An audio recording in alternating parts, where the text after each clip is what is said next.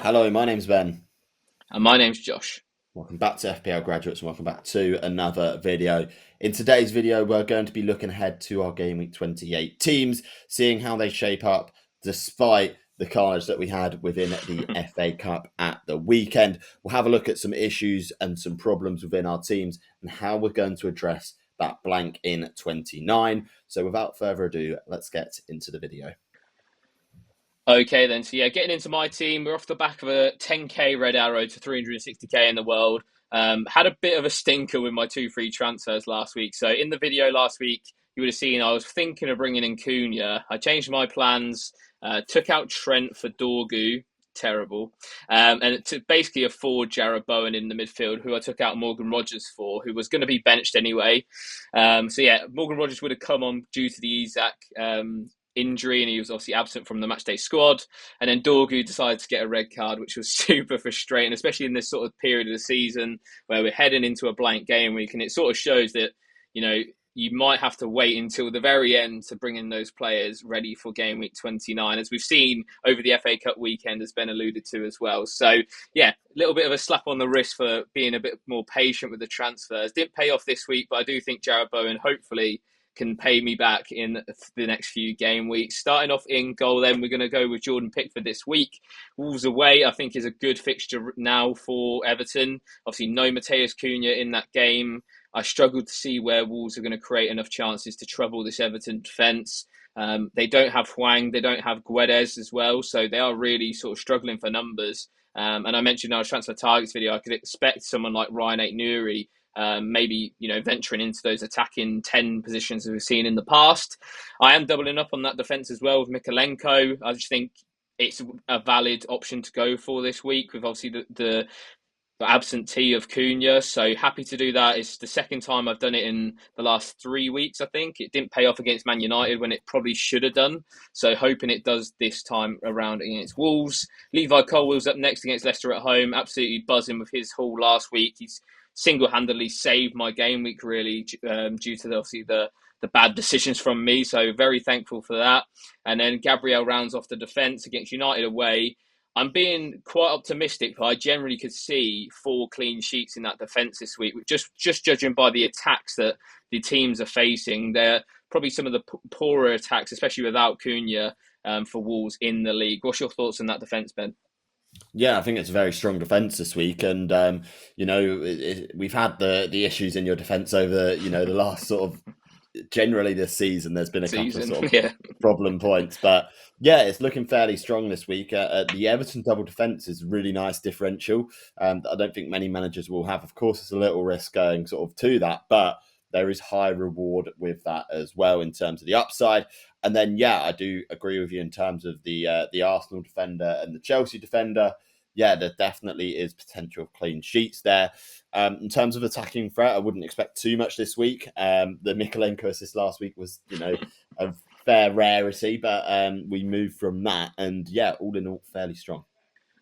Okay, then. So, yeah, into the midfield then. Somewhere I actually am quite happy with at the moment in my team. Cole Palmer is currently on the vice captaincy after captaining him last week against Southampton. Just unbelievable how he didn't return in that game. I'm sure you've heard it all, so I won't dwell on it too much. Leicester at home this week. I probably just won't stray away from Salah just because, for my personal opinion, I don't think Salah's minutes will be that sort of damaged by the PSG games. Even despite if they lost that first leg, I still think Salah plays 70 plus minutes easily. And the only way that he plays less minutes is if they've done the damage already. So, yeah, I'd happily captain Salah this week. By all means, if you wanted to go differential again and bet against Salah, I don't see a reason why not. It's one of those 50-50s again. Where either player could come out on top, and obviously Salah's data in that last fixture against Newcastle wasn't the best, but Southampton are not as good of a team as Newcastle. In Bumo with Villa at home, always happy to have an attacker against Aston Villa, as I do not rate their defence. Obviously unlucky not to score last game week, did get the assist though, so yeah, we'll take that and run into the next week. And then Jarrod Bowen, obviously brought him in last week, as I mentioned, for that Leicester game. Felt fortunate, to be fair, to get that assist. I know a lot of people were crying out for the goal, but for me, in hindsight, it's definitely an assist. Newcastle at home this week. Newcastle are conceding a lot of goals at the moment. especially towards the back end of this season. So, yeah, more than happy to have an attacker against their defence. What's the thoughts on the midfield, Ben? Yeah, fairly strong midfield, and I agree with the captaincy. In my opinion, I don't think it's worth the risk going against Salah against Southampton at home in any scenario, whether or not they have a midweek fixture, both sides. Like, I just don't think it's worth the risk against it. And we've seen Arne Slot trust Salah, doesn't actually rotate too much compared to sort of what other managers do. So more than happy with that. Agree with the sentiment on Jared Bowen pick. Like the Newcastle defense not looking great as well, with a couple of injuries in their defence as well, which could be sort of quite fruitful for Jared Bowen. So yeah, again, all in all, I genuinely could see returns from all these players this week. It wouldn't surprise me if they all grabbed a goal. So hopefully, sort of like this team will be in a good place this week. Okay, and moving into the forward line, then Ben had to jinx it because the forward line doesn't look as strong as the rest of the team. We've got Chris Wood with City at home. Obviously, if it's Forest scoring against City, 9 times out of 10 it's Chris Wood. So hopefully he can get back in the scoring form after blanking against Arsenal. He had a couple of chances in that game, to be fair, as well. So yeah, always happy to own him. Mr. Consistent, he's always going to get some points for you in a 3 to 4 game period. And obviously, Ipswich away in the blank, you'd expect him to score there, no doubt. Isak is up next. Obviously, I didn't see it personally, as the time we're recording this video is Sunday night, but apparently he hobbled off of the game in the FA Cup against Brighton. Obviously, he's not really 100% match fit anyway, judging from his absentee in the midweek against Liverpool. So he is one to monitor. I wouldn't really pay attention to Eddie Howe's press conference because he's usually absolutely useless. So for me, I'll keep him anyway because he's such a talismanic player and he's someone who I'm going to want post blank game week 29 anyway. But yeah, maybe if you are wanting to move to Haaland, I'd maybe keep an eye on it. But even still, I'd still prefer Isak as we stand. João Pedro is next. Obviously, he is playing quite well, to be honest. Obviously, 2 returns in his last 2 in the Premier League. He did well in the FA Cup game against Newcastle. The main concern here is that he played the majority of the minutes in that game. I'm not sure 100%, but I know he played into extra time himself. Danny Welbeck played approximately 30 to 40 minutes, I do believe. He came on, I think, in the 80th minute of that game. Ruta as well got subbed off. So if we're looking at like a minutes rotation situation, I believe João Pedro could be at risk of maybe being benched in this Fulham at home fixture. I will probably still play him though, just because I feel like he's playing so well that it would be harsh to bench him. And obviously there is a week break between the games, so it's not as if they're going into a midweek game. So for me, I will start João Pedro at the moment. The idea this week was to move him on for Matheus Cunha, and obviously that's not going to be happening now. So yeah, it's going to be interesting what I do in my forward line because I am a bit stuck for ideas with Cunha going out. It's probably sort of forcing my hand into thinking about Haaland a little bit more, but obviously it's going to take a lot of cash to get him up there. For context, I've got 1 free transfer and 2.5 million in the bank. What's the thoughts on that forward line, Ben? And maybe any sort of those forward suggestions? Yeah, I mean it's a difficult situation, and it's the perfect case, in my opinion, of a wait and see a week. Just based on everything that's happening.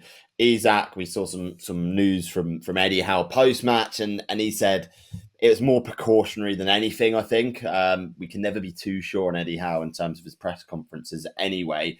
But looked to be one that was a little bit more precautionary than anything. I'm less concerned on the João Pedro minutes just because of how much time we got between the FA Cup game that they played, a lot of minutes, and the game that they got against Fulham. And then, of course, Chris Wood will tick along quite nicely for you regardless. So, in my opinion, not one to worry about too much. And then sort of hopefully banking that transfer and having a couple going into the sort of blank game week will give you a bit more sort of maneuverability and flexibility in terms of what you do.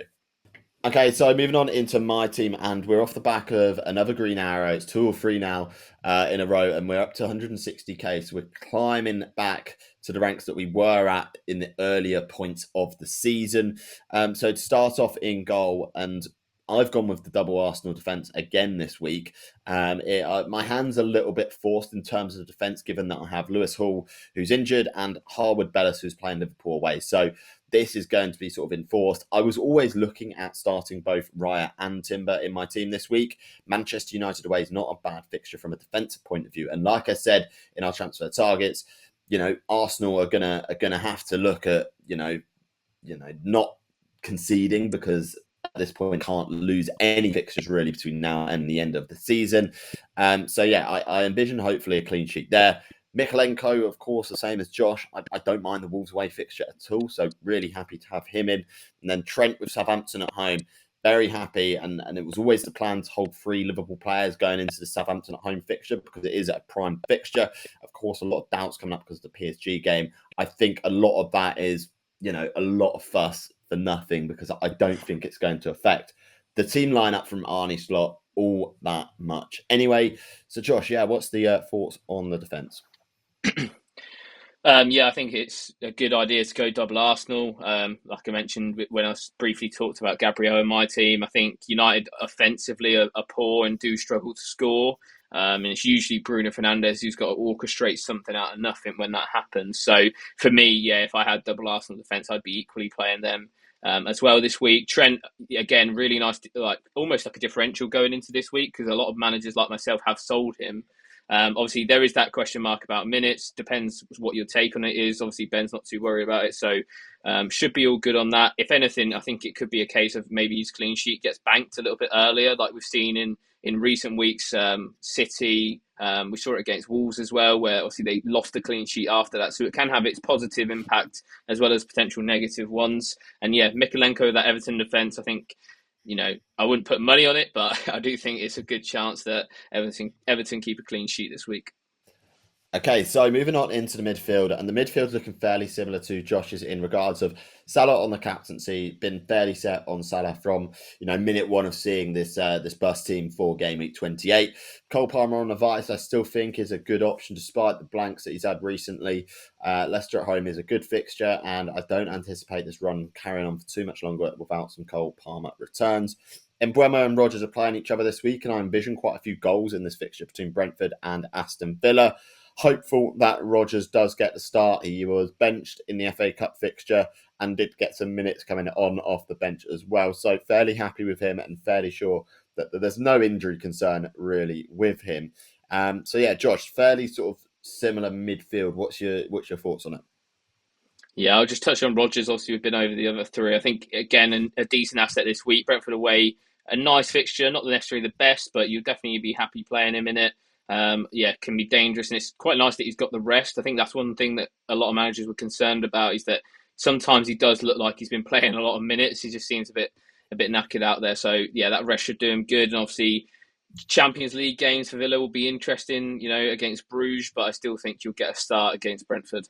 Okay, so moving on to the strike force, and then we'll talk a little bit about the potential transfer plans for next week anyway. So we've got Alexander Isak up top, as we spoke about. I'm less concerned about his minutes risk potentially. Of course, coming off in that FA Cup fixture wasn't ideal, but I think we we're going to expect him to come off anyway at some given point over this weekend. It just looked like he was hobbling a little bit. I'm trying not to sort of look too much into that, and I'm sure we'll get a lot more information on the fitness and availability of Isak before that deadline. João Pedro as well. Happy to start him this week. Do think he will get the minutes regardless of sort of the minutes that we've seen previously. And then Cody Gakpo, again, will be an interesting one to see. Of course, got a few minutes last weekend, or last game week, 30 minutes off the bench and looks quite dangerous.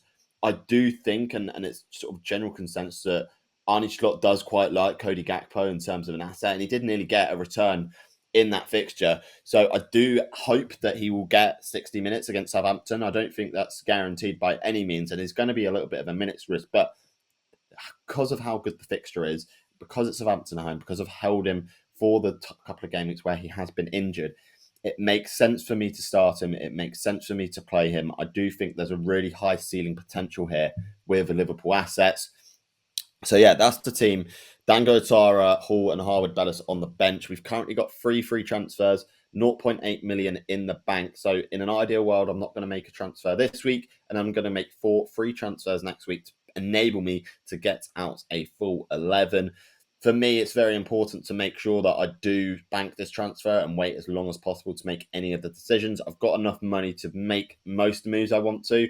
I've accepted I'm probably not going to get Haaland in even with my 4 free transfers because I feel like I'm just going to compromise quite a lot elsewhere. So the plan is potentially looking at Gakpo, Rodgers, Trent, and Lewis Hall out, and then sort of filling that up with a couple of sort of different assets. I'm looking at Forest defender, looking at Chris Wood, looking at a Bournemouth midfielder or a City midfielder as well in there, and potentially sort of a premium defender as well. So, Josh, that's the thoughts, that's the process, that's the plan for the next 2 game weeks. What's the overall thoughts? Yeah, just on your forward line, obviously we touched on Isak and João Pedro already, but Cody Gakpo is a really nice differential going into this week. And in general, having triple Liverpool going into Southampton, I think will be very differential. Not a lot of managers will have that with obviously the blank coming next week. So yeah, that should be a real big green rank riser. I could easily see Gakpo playing Southampton as well. Just due to the sort of not new system, but obviously he's been preferring playing Szoboszlai and Jones, and I could see him doing that with Diaz and Salah against PSG, which sort of makes you think that probably Cody Gakpo would come back in for Southampton at home. That's just a prediction. I have no idea what Arnie Slot's thinking, but yeah, I think there is a good chance you get a decent amount of minutes of him. And obviously, yeah, like we say, the fixture's primed. He's very good at home as well, which is even better. So, yeah, absolutely a nice pick there. And I think, yeah, with your free transfers and your thoughts on it, it's probably the right move to do. Haaland obviously is a massive compromise, but he does give you also the captaincy option for 29 and potentially 30 as well if you wanted to go against Salah with that Leicester at home fixture for Haaland. So it's an interesting one. Obviously, a lot of managers will be doing different things, and that's what makes it even better because in the weeks and years gone by that we've owned Haaland, he's never really been differential. That's why I think the price this year is so good because, you know, a lot of managers are going off him and it'll make it interesting going into this running.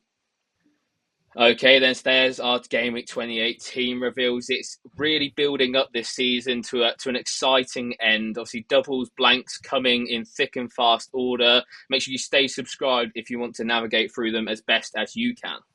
Yeah, as Josh said, please remember to like, comment, and subscribe to the FPL graduates. I've been Ben, I've been Josh. and we'll see you guys next time. Have a good game week, everyone. So you may rise, but you'll never make me wanna stick